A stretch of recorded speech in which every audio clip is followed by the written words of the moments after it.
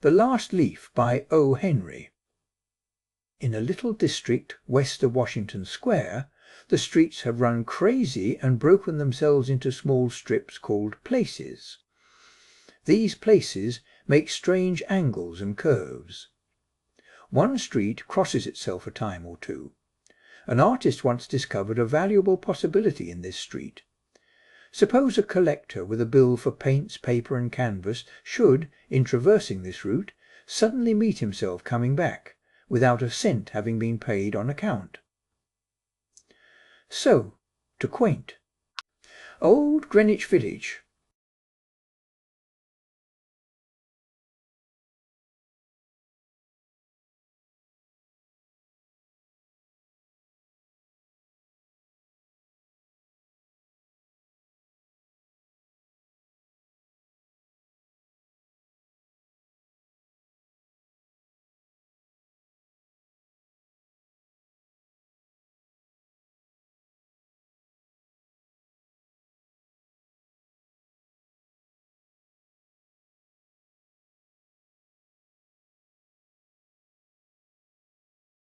Art, chicory salad and bishop sleeve so congenial that the joint studio resulted.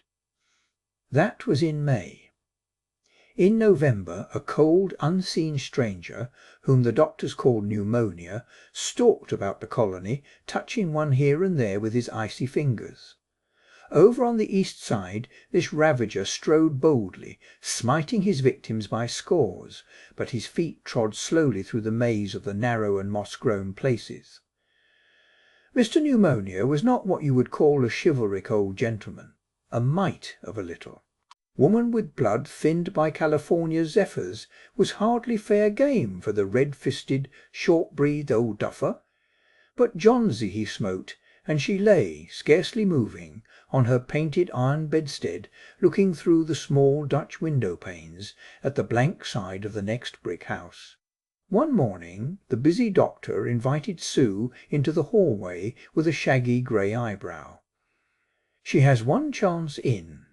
Let us say 10, he said, as he shook down the mercury in his clinical thermometer. "And that chance is for her to want to live.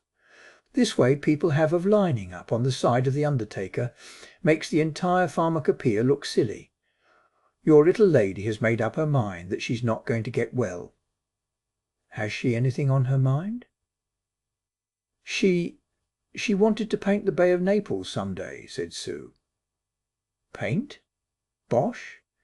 Has she anything on her mind worth thinking about twice? A man, for instance?" "A man," said Sue, with a Jew's harp twang in her voice, "is a man worth? But no, doctor, there is nothing of the kind." "Well, it is the weakness, then," said the doctor. "I will do all that science, so far as it may filter through my efforts, can accomplish. But whenever my patient begins to count the carriages in her funeral procession, I subtract 50% from the curative power of medicines. If you will get her to ask one question about the new winter stars in cloak sleeves, I will promise you a 1 in 5 chance for her instead of 1 in 10. After the doctor had gone, Sue went into the workroom and cried a Japanese napkin to a pulp. Then she swaggered into Johnsy's room with her drawing board, whistling ragtime. Johnsy lay, scarcely making a ripple under the bedclothes, with her face toward the window. Sue stopped whistling, thinking she was asleep. She arranged her board and began a pen and ink drawing to illustrate a magazine story. Young artists must pave their way to art by drawing pictures for magazine stories that young authors write to pave their way to literature. As Sue was sketching a pair of elegant horse-show riding trousers and a monocle on the figure of the hero, an Idaho cowboy, she heard a low sound, several times repeated. She went quickly to the bedside. Johnsy's eyes were open wide. She was looking out the window and counting backward. 12, she said, and a little later 11, and then 10, and 9, and then 8, and 7, almost together. Sue looked solicitously out the window. What was there to count? There was on, lie a bare dreary yard to be seen, and the blank side of the brick house 20 feet away. An old ivy vine, gnarled and decayed at the roots, climbed half-way up the brick wall.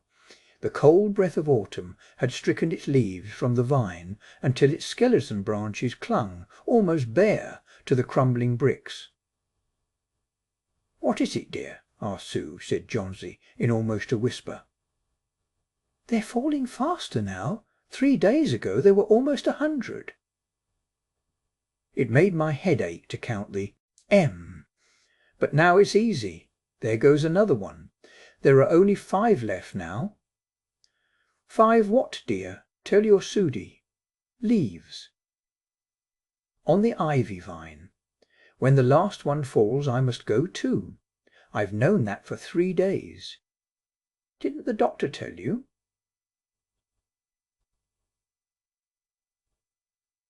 "Oh, I never heard of such nonsense," complained Sue with magnificent scorn.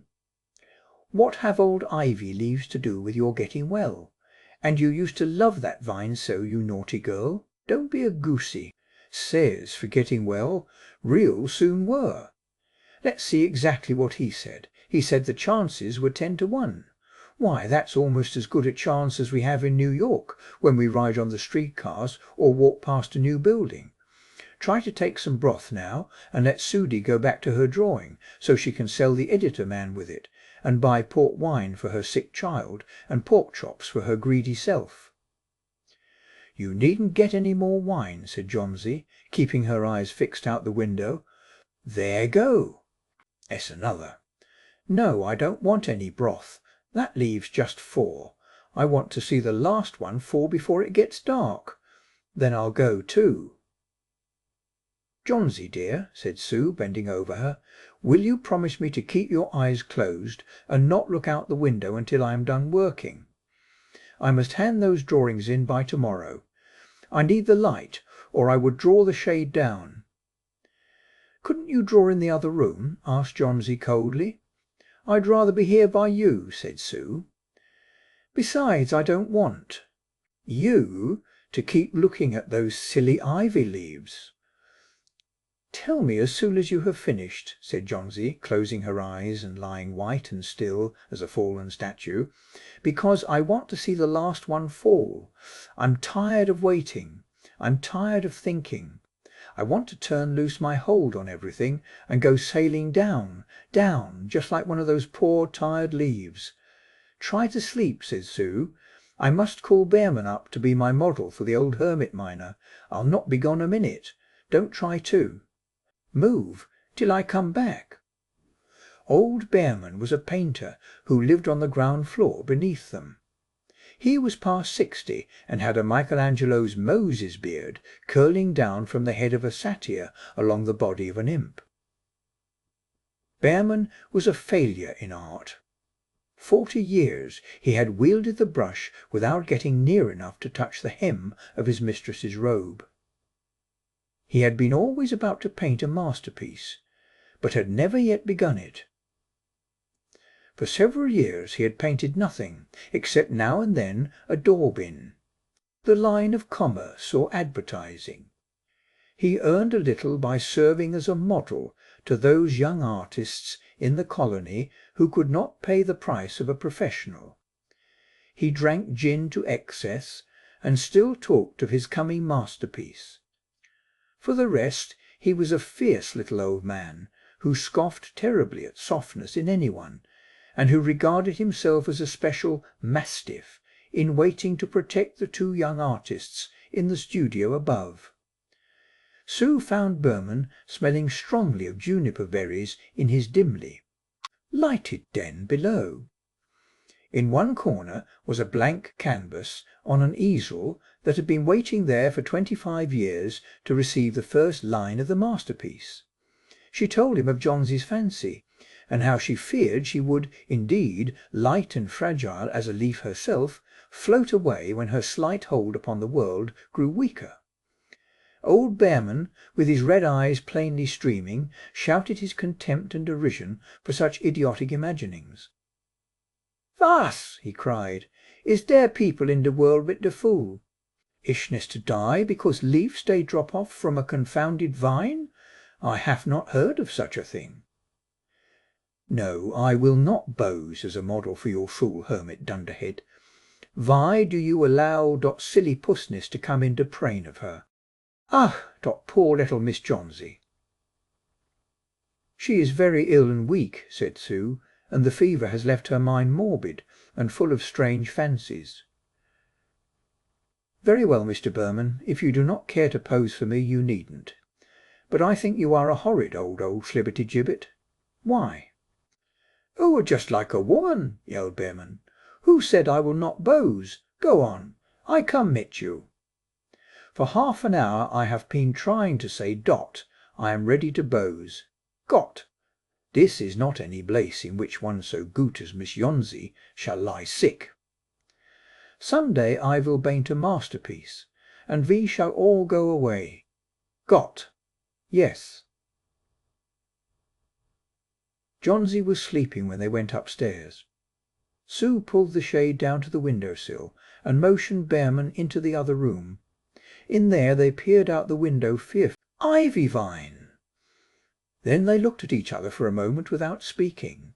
A persistent cold rain was falling, mingled with snow. Behrman, in his old blue shirt, took his seat as the hermit miner on an upturned kettle for a rock. When Sue awoke from an hour's sleep the next morning, she found Johnsy with dull, wide-open eyes staring at the drawn green shade. "Put it up, I want to see," she ordered in a whisper. Wearily Sue obeyed. But lo! After the beating rain and had endured through the livelong night, there yet stood out against the brick wall one ivy leaf. It was the last on the vine, still dark green near its stem, but with its serrated edges tinted with the yellow of dissolution and decay. It hung bravely from a branch some 20 feet above the ground. "It is the last one," said Johnsy. "I thought it would surely fall during the night. I heard the wind. It will fall today, and I shall die at the same time." "Dear, dear," said Sue, leaning her whir. N, face down to the pillow. "Think of me, if you won't think of yourself. What would I do?" But Johnsy did not answer. The lonesomest thing in all the world is a soul when it is making ready to go on its mysterious far journey.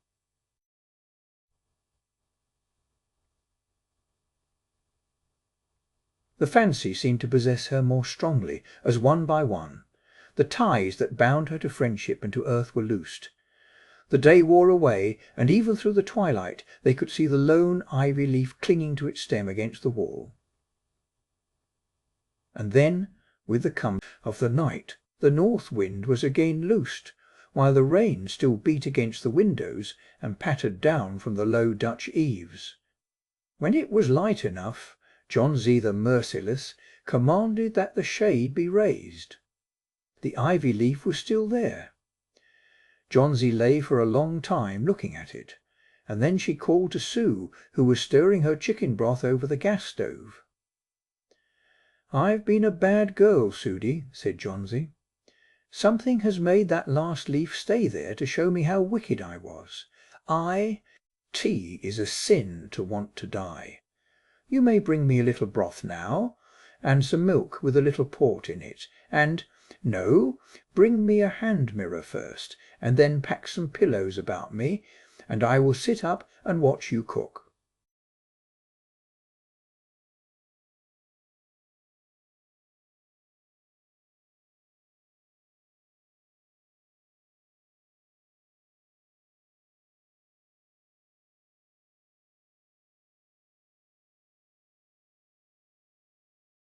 "Sudie, some day I hope to paint the Bay of Naples.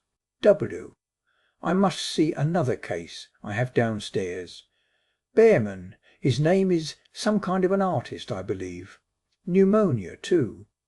He's an old weak man, and the attack is acute. There is no hope for him, but he goes to the hospital today to be made more comfortable.